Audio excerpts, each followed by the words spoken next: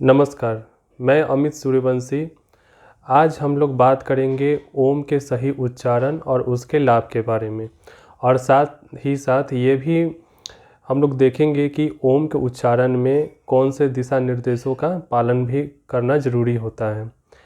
तो जैसा कि हम सभी जानते हैं कि हमारे सनातन धर्म में ओम का एक अपना विशेष महत्व है।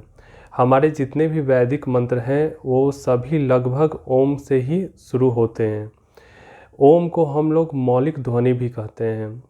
अब मौलिक ध्वनि क्यों कहते हैं ये जानना बहुत ही आवश्यक है। ओम जो है वो 3 ध्वनियों के मेल से बना हुआ है, आ, उ और म। तो हम जितने भी ध्वनियाँ अब बोलते हैं उन सभी का आधार ये 3 ध्वनियाँ ही हैं, इसलिए इसे हम लोग मौलिक ध्वनियाँ कहते हैं। जैसे हम लोग आम बोलचाल में ओम बोलते हैं, लेकिन यह ओम नहीं है, इसे औम बोलते हैं। जैसे आ, उ और म, जैसे इन तीनों ध्वनियों को जब आपस में हम लोग मिलाएंगे तो ओम हमें प्राप्त नहीं होगा, हमें मिलेगा औम। तो इसलिए हम लोग इसे मौलिक ध्वनि कहते हैं, क्योंकि ये बाकी ध्वनि जो ध्वनियाँ जो बोलते हैं उनका ये आधार है। और साथ ही साथ इसे हम लोग ब्रह्मांडीय ध्वनि भी कहते हैं। ब्रह्मांडीय ध्वनि क्यों कहते हैं?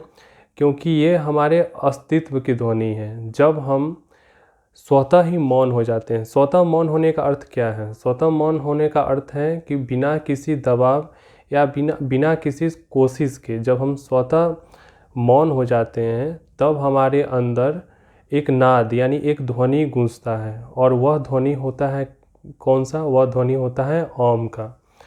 तो यह ध्वनि जब गूंजता है हमारे शरीर में तो यह हमारे नाभि से ठीक नीचे से लेके नाक के सिरे तक यह ध्वनि का कंपन हमें महसूस होता है। जैसे भाषा और संस्कृति में आए बदलावों और त्रुटि के कारण यह सृष्टि का मौलिक ध्वनि अलग अलग संस्कृतियों में अलग अलग नामों से उच्चारित होता है। जैसे इस्लाम या ईसाई धर्म में इसे आमीन कहा जाता है। बेसिकली यह ओम ही है, लेकिन उनके संस्कृति और भाषा में आए बदलाव या त्रुटि के कारण यह आमीन बन गया। अब हम लोग बात करते हैं कि ओम के उच्चारण में किन निर्देशों का पालन करना ज़रूरी है। तो आइए निर्देशों के बारे में जानते हैं।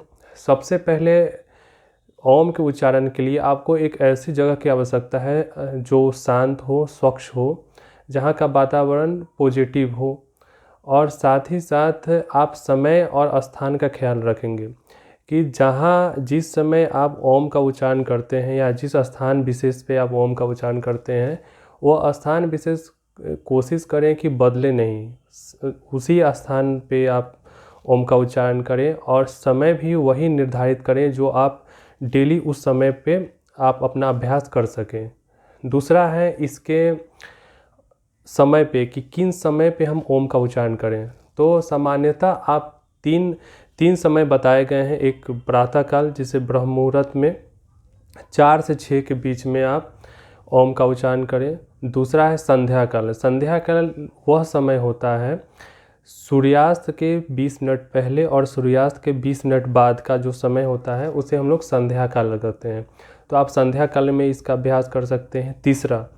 तीसरा रात्रि में भोजन के उपरांत, भोजन के अब कितने देर बाद करना है इसका विशेष ख्याल रखेंगे। भोजन के कम से कम 2.5 से 3 घंटे बाद आप इसका अभ्यास करें, उससे पहले नहीं करें। तो इन तीनों समय को आप समझ लें। अगर आपके पास पर्याप्त समय है तो आप तीनों समय में इसका अभ्यास कर सकते हैं। अगर पर्याप्त समय ना हो तो इन तीनों में से कोई एक समय विशेष को आप चुन लें अपनी सुविधा अनुसार और उसका अभ्यास करें, लेकिन समय को बदलना नहीं है। समय जो आपने एक बार जो चुन लिया वही समय आपका फिक्स रहेगा। तीसरी बात क्या है? तीसरी बात है अगर आप व्यायाम या आसन प्राणायाम का अभ्यास करते हैं तो अपने व्यायाम या आसन प्राणायाम के पूरा हो जाने के बाद ही इसका अभ्यास करें, उससे पहले इसका अभ्यास ना करें। चौथी बात कि इसकी अवधि की करते हैं कि कितने देर हमें इसका अभ्यास करना है। तो सबसे पहले यह समझते हैं हम लोग कि अगर शुरुआत हम लोग कर रहे हैं तो इसका अभ्यास आप 5 मिनट से शुरू कर सकते हैं और 15 मिनट तक जा सकते हैं। अगर गिनती के बारे में बात करें तो आप 21 से शुरू करें, 21 की गिनती तक।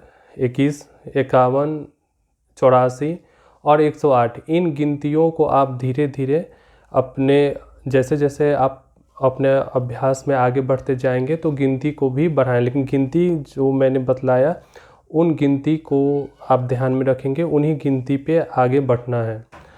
अब बात करते हैं हम लोग इसके विधि की कि ओम के उच्चारण की विधि क्या होगी। तो सबसे पहले आप किसी ध्यान के आसन में बैठ जाएं। अगर ध्यान के आसन के बारे में आपको बिल्कुल भी पता नहीं है तो आप सीधा पालथी मार सकते हैं। जैसे मैं पालथी में बैठा हुआ हूँ, इसे योग की भाषा में सुखासन कहते हैं। यह भी एक ध्यान का ही एक आसन है। तो आप सिंपली ये पालथी मार के बैठ जाएं। उसके बाद आप क्या करें कि हाथों को ज्ञान मुद्रा में लाएं। ज्ञान मुद्रा धारण करने के लिए क्या करना होगा आपको, अपने अंगूठे और पहली उंगली इन दोनों को मिला के एक वृत्त बना लें। इस प्रकार दोनों हाथों से अंगूठे और पहली उंगली से मिला के एक वृत्त बना लें और बाकी की उंगलियां सटी रहेंगी। इस प्रकार सटी रहेंगी, अलग अलग नहीं होंगी। और उसे अपने जांघों पे यहाँ रखें कि जहाँ इन हाथों में तनाव ना हो, बिल्कुल तनाव ना हो। हाथ जो है एकदम आराम की स्थिति में रहे। और साथ साथ बहुत से लोग क्या कर देते हैं कि इन उंगलियों को इस प्रकार तान देते हैं, जो कि गलत है। मुद्रा में कभी भी कहीं भी तनाव नहीं होना चाहिए। तनाव जो है वो नकारात्मकता को आकर्षित करता है। तो इसलिए मुद्रा जब भी धारण करें तो उसमें तनाव न हो, सहज स्थिति होनी चाहिए। उसके बाद इसे अपने सुविधानुसार अपनी जगह पे जांघों पे रखें जहाँ तनाव न हो। अब क्या करना है कि धीरे से आँखों को बंद करें, आँखों को बंद कर लें। अब एक बार अपने शांत सहज मन से पूरे शरीर का अवलोकन करें। एक बार देखें कि आपके शरीर में जहाँ कहीं भी कड़ापन हो, जहाँ कहीं भी सुधार की गुंजाइश हो तो उसे आप अभी सुधार लें। अपने पोस्चर को ठीक कर लें। जहाँ तनाव लग रहा है उस जगह को शिथिल करें। अब एक बार जब ये चीज़ आप सुनिश्चित कर लेते हैं कि आपका शरीर जो है वो आराम की स्थिति में आ चुका है, तो अपने मन को शांत रखने का प्रयास करें। मन को शांत रखने का प्रयास का अर्थ है कि मन को आप ध्यान को आप अपने सांसों के साथ जोड़ दें। प्रत्येक श्वास प्रश्वास को आप देखें। जो सांस आप ले रहे हैं और जो सांस आप छोड़ रहे हैं, आपका ध्यान उन पे केंद्रित होना चाहिए। विचारें जो आपके मन में आ रही हैं उसे आने दें। विचारों से उलझना नहीं है। विचारें आएंगी और चली जाएंगी, विचारों पे ध्यान नहीं देना है। आपका ध्यान श्वास से जुड़ा हुआ हो। आप पूरा ध्यान अपने श्वास पर केंद्रित करें। अब 3 बार हम लोग लंबी गहरी श्वास प्रश्वास करेंगे, यानी तीन बार लंबी गहरी सांस लेना है और लंबी गहरी सांस छोड़ना है। तो शुरुआत करते हैं। पहला,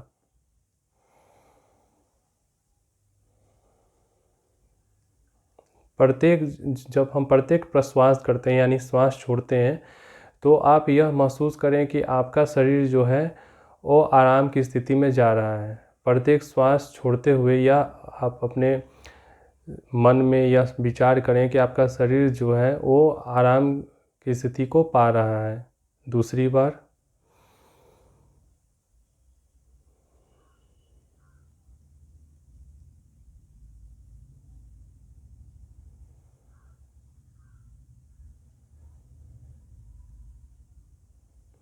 तो 3 बार श्वास प्रश्वास करने के बाद अब फिर से एक बार हम लोग लंबी गहरी सांस लेंगे और ओम का उच्चारण करेंगे। अब इसमें एक विशेष बात यह ध्यान रखनी है कि श्वास को आप ज़बरदस्ती ना खींचें। जितनी लंबी श्वास है उतनी ही आप उसे ज़बरदस्ती खींचना नहीं है। तो ओम के उच्चारण में आ उ म इसका उच्चारण करना है, ओम का उच्चारण नहीं। और साथ ही साथ यह देखना है कि तीनों ध्वनियों पर बराबर आप फोकस करें, बराबर समय दें। और ओम के उच्चारण के उपरांत आप उसके कंपन को नाभि से, अपने नाभि के ठीक नीचे से महसूस करें, जो कंपन आपके नाक के सिरे तक खत्म होगी। ये प्रत्येक ओम के उच्चारण के बाद यह महसूस करें। तो आइए हम लोग लंबी गहरी श्वास लेते हैं और उसके बाद ओम का उच्चारण।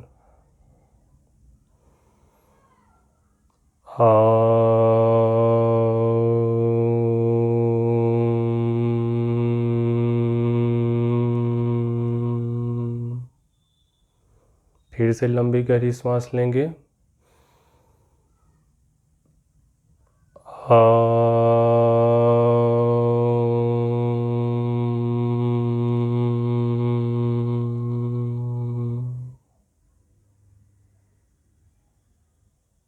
फिर से लंबी गहरी सांस भरते हैं।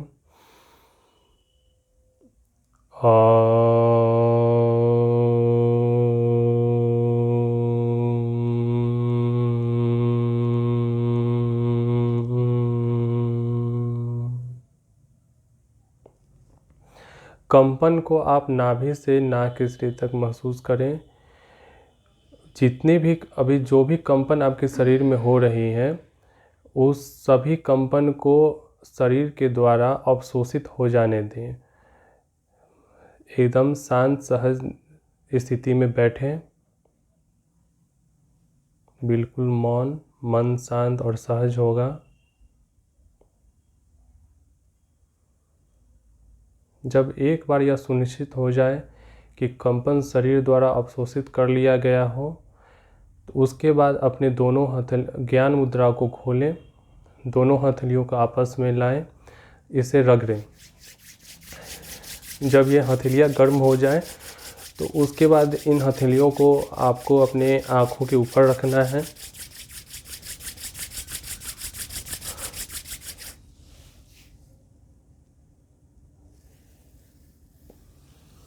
उसके हथेलियों को आसमान की ओर खुला हुआ जांघों पे रखें। उसके बाद बहुत धीरे धीरे आँखों को खोलें, बहुत धीरे।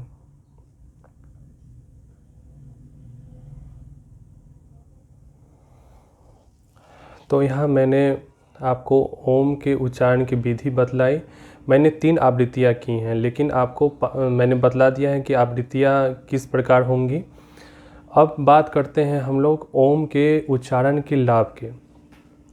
तो जितने भी मानसिक रोग होते हैं, उन सभी में ओम का उच्चारण उन सभी को दूर करने के लिए ओम का उच्चारण सबसे कारगर सिद्ध हुआ है। जिन मानसिक रोगों का इलाज आधुनिक चिकित्सा विज्ञान में नहीं है, उन सभी रोगों से आप मुक्ति पा सकते हैं सिर्फ ओम के उच्चारण से।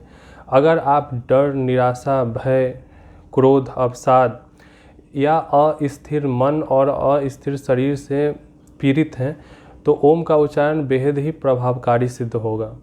और साथ ही ये आपकी एकाग्रता की कमी को बहुत हद तक दूर कर सकता है।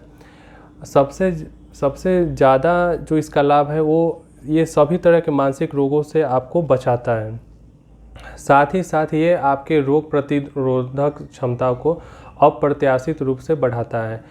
और इन सभी बदलावों को आप सिर्फ 2 हफ्तों के अभ्यास के दौरान महसूस कर सकते हैं। अगर आपने नियमित तौर पे मैंने जो निर्देश बतलाए हैं और जो विधियां मैंने बतलाई हैं, अगर उसका पालन सटीक रूप से आप करते हैं, तो आप 2 हफ्तों में इसके चमत्कारिक प्रभाव को आप महसूस कर सकते हैं।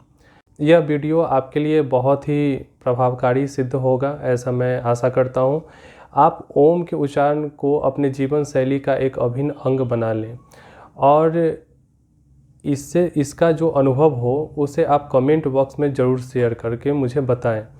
दूसरी बात, यह वीडियो जो है ओम का प्रारंभिक चरण था, ओम के उच्चारण का जो उच्च अभ्यास जो है वो मैं अपनी दूसरी वीडियो में आप सबके साथ शेयर करूंगा। तो जो लोग भी चैनल पे नए हैं वो कृपया चैनल को सब्सक्राइब कर दें और अपना प्यार यूं ही बनाए रखें। जल्द ही मिलते हैं नई वीडियो के साथ।